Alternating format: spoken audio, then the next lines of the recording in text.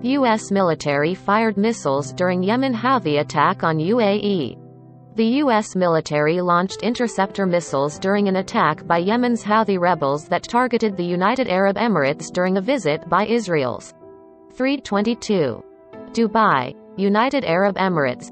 The U.S. military launched interceptor missiles during an attack by Yemen's Houthi rebels that targeted the United Arab Emirates during a visit by Israel's president, the second such time American troops have opened fire, officials said.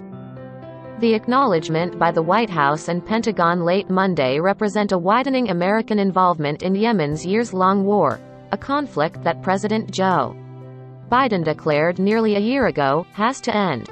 While the U.S. has ended offensive support to the Saudi-led coalition fighting on behalf of Yemen's exiled government, their involvement in defending the UAE Khomeis's the rebel Houthis have declared Al Dhafra Air Base in Abu Dhabi a target. Al Dhafra hosts some 2,000 American troops and has served as a major base of operations for everything from armed drones to F-35 stealth fighters. Speaking from the White House, Press Secretary Jen Psaki said the U.S. military responded to an inbound missile threat on the UAE. This involved the employment of Patriot interceptors to support efforts by the armed forces of the UAE, Psaki said. I would say we are working quite closely with them. At the Pentagon, Press Secretary John Kirby said that U.S. Patriots were fired, but it was the Emirati surface-to-air missiles that actually engaged the. Asked if that would include targets outside of Al Dhafra, Kirby said, "If we can help defend our Emirati partners, we're going to do that." Biden also mentioned the attack on the UAE at the White House during a visit by Qatar's ruling emir, Sheikh Tamim bin Hamad Al Thani, saying that, America will have the backs of our friends in the region. The Emirati military, as with a similar attack last week, did not acknowledge that the American military opened fire. The autocratic UAE, a federation of 7 sheikdoms on the Arabian Peninsula, has threatened criminal charges against anyone filming an attack or outgoing interceptor fire.